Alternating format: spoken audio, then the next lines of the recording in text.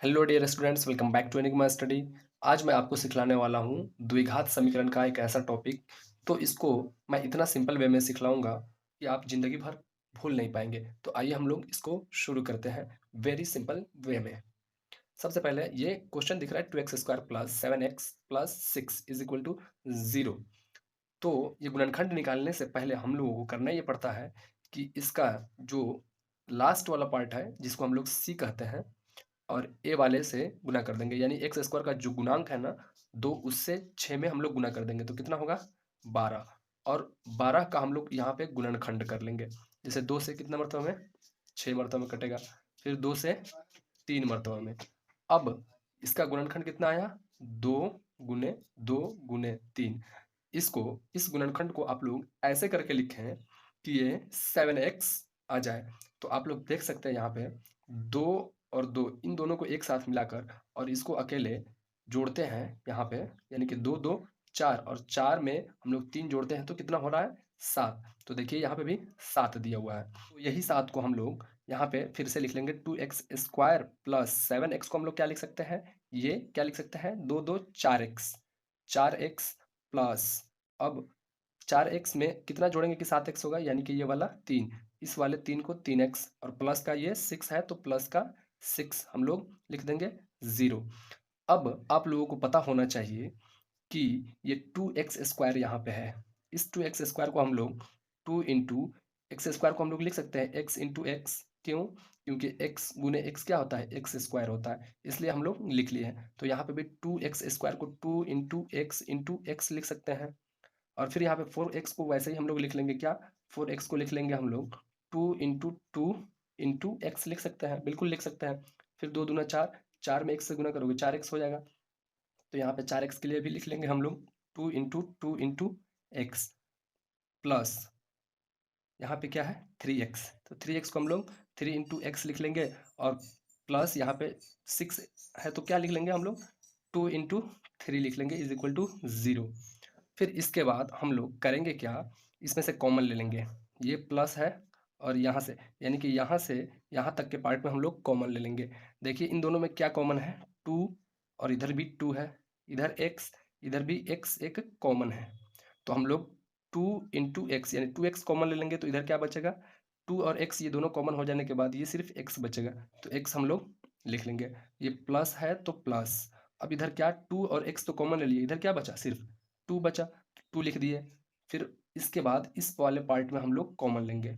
तो देखिए यहाँ पे 3 इंटू एक्स है प्लस 2 इंटू 3 है, तो इन दोनों में 3 और 3 कॉमन है तो यहाँ पे प्लस का प्लस 3 हम लोग कॉमन ले लेंगे तो प्लस 3, और ये क्या है x, तो x बच गया तो x लिख लिया। अब प्लस क्या प्लस यहाँ पे 2 है, 3 कॉमन लेने के बाद 2 बचा तो यहाँ पे हम लोग 2 लिख लिए, समझ गए ना, और यहाँ पे 0।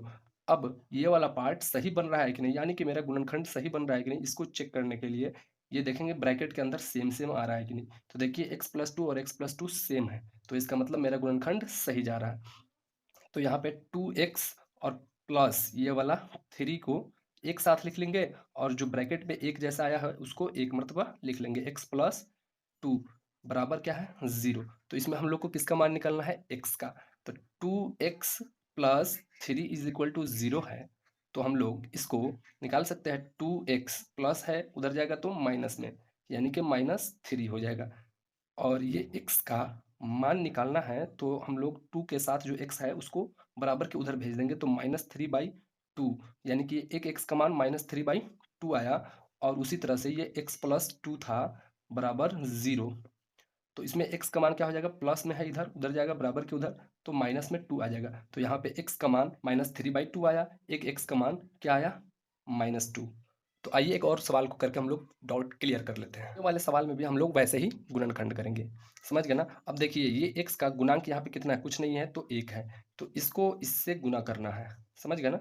तो 6 और 1 को गुना करिएगा तो कितना होगा 6, और इस 6 का आप अभाज्य गुणनखंड कर लीजिए 2 गुने 3 यानी 2 तिया 6, बस इसका यही गुणनखंड रहेगा। आप इसको कैसे करेंगे कि 5x हो जाएगा। तो चलिए हम लोग करके देखते हैं। 2 गुने 3 है यानी कि 2 प्लस 3 करेंगे तो क्या हो जाएगा 5x नहीं हो जाएगा, 2 प्लस 3 5 होता है। तो हम लोग इसको लिख लेते हैं क्या है x² प्लस यहाँ पे हम लोग लिख सकते हैं 2x प्लस ये वाला 3x। देखिए 5x को हम लोग 2x प्लस 3x फिर हम लोग जोड़ेंगे तो 5x ही होगा, कोई मतलब डिफरेंस नहीं है। और प्लस 6 का 6 इज इक्वल टू 0। अब यहाँ पे देखिए एक्स स्क्वायर को हम लोग क्या लिख सकते हैं, x गुने एक्स प्लस 2x को क्या लिख सकते हैं 2 इंटू एक्स, इसको हम लोग एक साथ कॉमन लेंगे, प्लस 3 को क्या लिख सकते हैं 3 इंटू एक्स प्लस 6 को क्या लिख सकते हैं हम लोग 2 इंटू 3 इज इक्वल टू 0। अब इसके बाद हम लोग करेंगे क्या, इन दोनों में देखिए x और x प्लस के इधर वाले से मिलाएंगे, ये प्लस का जो साइन है ना इसके इधर और इसके इधर यानी कि मिलाएंगे हम लोग, तो क्या x और x देखिए कॉमन है तो x को कॉमन ले लिए, तो क्या बचा अंदर इसके, एक x कॉमन लेने के बाद एक x बच गया तो x, और प्लस है तो प्लस, और इधर से भी x कॉमन ले लिए तो सिर्फ क्या बचा 2।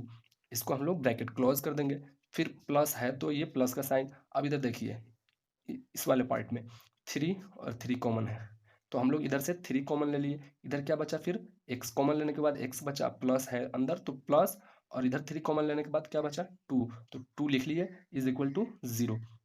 अब देखिए यहाँ ब्रैकेट के अंदर सेम सेम आया है तो इसका मतलब मेरा गुणनखंड सही बन रहा है। तो आइए हम लोग ले लेते हैं x प्लस 3, यानी कि ये वाला x और ये वाला प्लस 3 एक साथ ले लेते हैं, और ये जो ब्रैकेट के अंदर सेम सेम आया है उसको एक मरतबा ले लेते हैं, x plus 2 is equal to 0। अब x प्लस 3 बराबर 0 रखेंगे एक मरतबा, और x प्लस 2 बराबर 0 रखेंगे एक मरतबा।